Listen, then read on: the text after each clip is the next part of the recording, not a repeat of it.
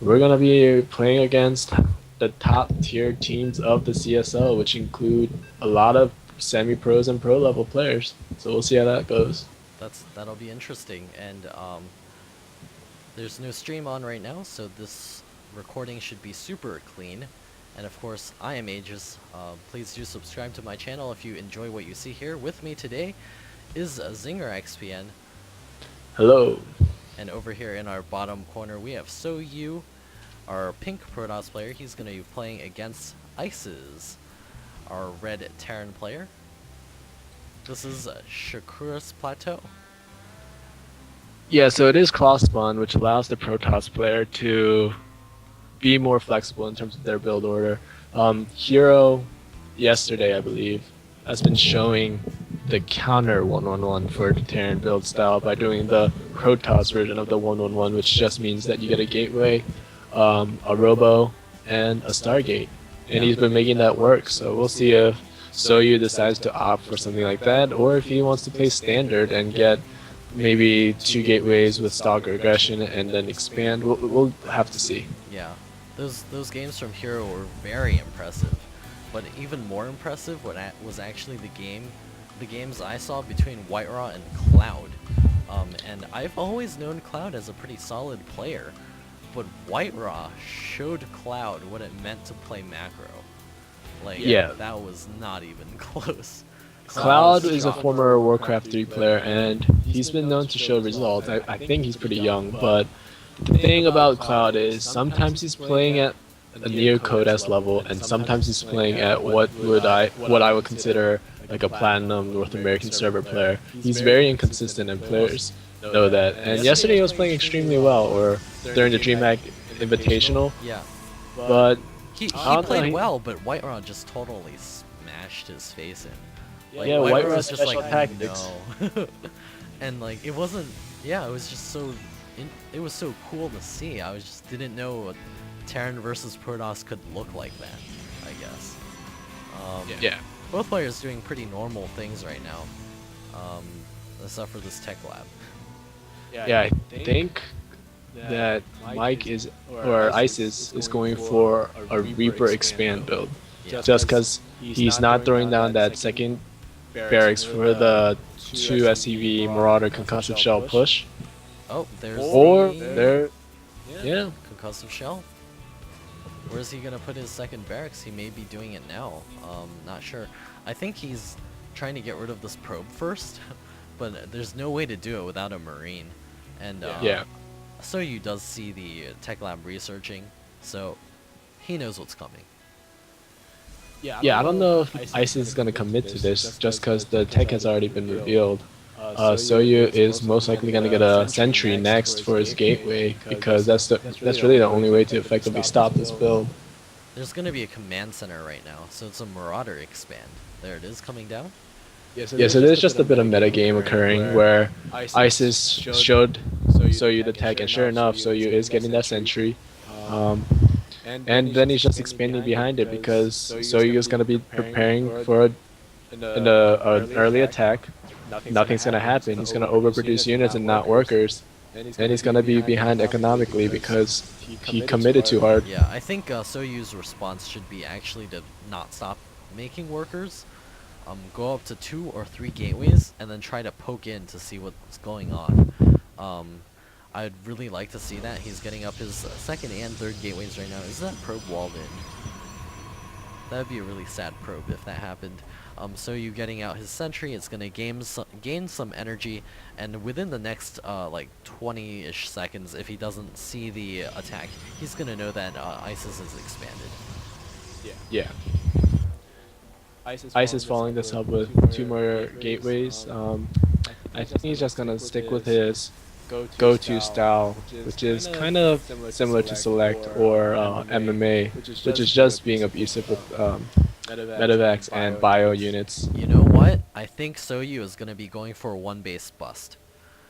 He's getting Immortals out right now. He's not gone for that Observer. He's got his 3 gateways up, and an Immortal bust can be extremely good if ISIS does not have greater than 3 bunkers. So this could be highly effective. Yeah. I don't know. So I've never really seen him apply aggression I've seen this from first. him before, so I think this is it. Okay. He's getting a second immortal. He's gonna push when he has 3, and just warp in. He has his proxy pylon out somewhere. He's gonna get it soon. Um,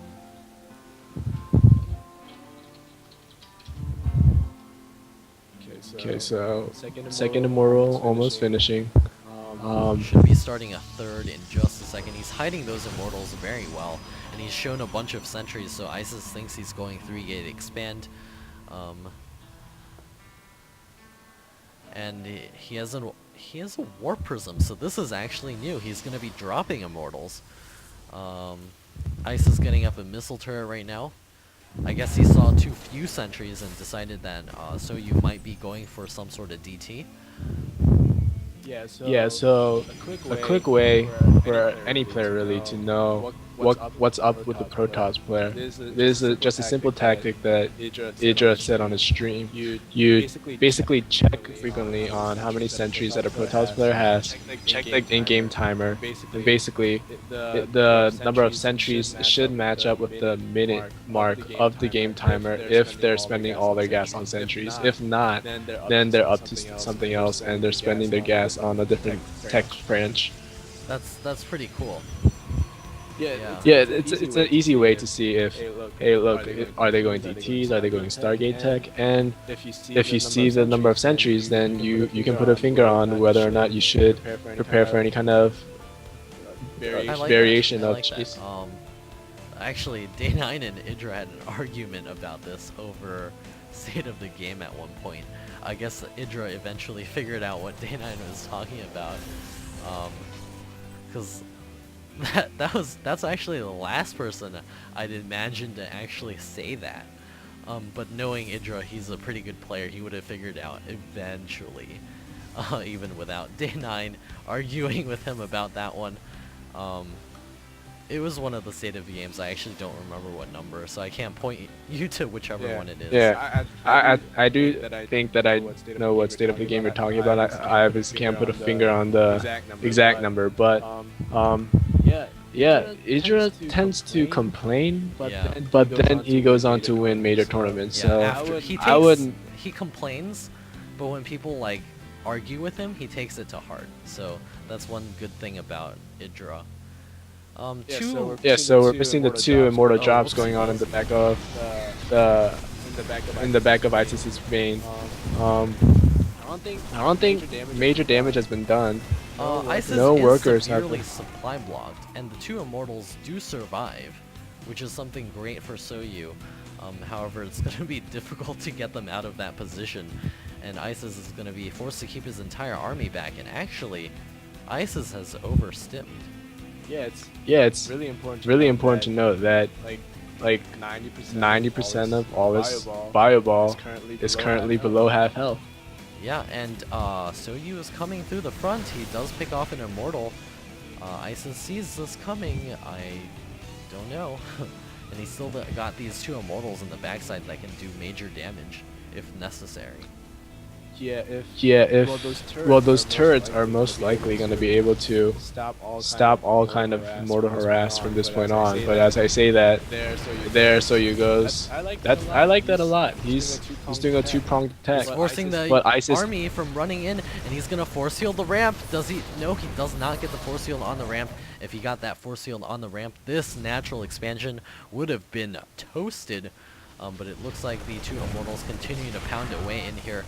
Looks like they will be able to scoot into the back, maybe target down a couple more SCVs. The Marines stimming again. The sentries were leading the charge, and that's not what you want to do as a Protoss player. The sentry should be in the back with Guardian shields and force fields when necessary, and Zealots should be taking the meat of the damage. But in that engagement, SoU unfortunately had sentries in the front. Yeah, and now Isis has medevacs, and that means the Terran army is almost indestructible. He's moving across the field with mass Marine, and I think we're gonna be seeing a GG soon. With this number of Marines and SoU not having anything that does any splash damage or any sentries at home at all, his macro has actually completely fallen apart. Yeah, he wants to have high Templar or Colossi at this point in the game just because that's the only way to effectively deal with the Bio Ball. But he only has two Yeah, Immortals. double medevac drop going to be occurring in the back. This is going to tear SoU's army in half if he's able to deal with both of these locations. He's warping in a couple of Zealots, but I don't think that's going to be enough. He's banking 1,000 minerals right now, and so is ISIS. Mainly focusing on the micro here, and I think ISIS has a great opportunity to run through the front. SoU pulling his probes right now, and Stimpack going down once again. These slow Protoss units trying to chase after all of those units. I don't think this is going to be good. ISIS running in through the front as well. He's target firing the Nexus. Down it goes. And SoU is in a horrible position now. He's on one base economy, and the mineral patches in his main are near mined out. So I would be expecting a GG soon from SoU, unfortunately, for the bright Protoss hero that is known as the Trump of the UMBC CLSL team. He has probes though. We'll probably see a probe on a Marine fight in just a second. We're also going to see SoU push across the field with the remainder of his army. I swear I have seen this before between SoU and Cyrene. Like this exact game, on this exact map, with the exact same composition and the exact same thing happening. But here we go. Well, I guess this is SoU's kryptonite. He does, like, the way you defeat SoU is by doing multi-prong attacks, because he doesn't like dealing with more than two or three things at a time, and that's exactly what ISIS is doing. Unfortunately, he's not using the two medevacs in the bottom left corner for drops, but I don't think that's even necessary at this point, and sure enough, there's the GG from SoU. That's definitely something I hate dealing with as well. I never know what amount of army I should be splitting off. I've just been getting better at controlling it. That's the only thing. Yeah, for Zerg players we have Mutalisk to contain drops, but for Protoss players, there's really not that much of an option unless you get Stargate Yeah, back. be in position, sort of. And that's I hard. don't like the idea of a lingering drop just waiting for me to get owned, just waiting in the bottom left corner of the base. So I like to get Mutalisk to deal with There's that. nothing we can really do to deal with the drop. You just kind of have to sit there and wait for it. And yeah. Yeah. Unless you went Phoenix opening against Terran. It happens, but you have to have like perfect control. It does happen. Yeah, I used to do that when I was. Yeah, I used to do that when I was a Protoss player. It's definitely our gamble. It's definitely our gamble. You You either do extremely well or extremely badly.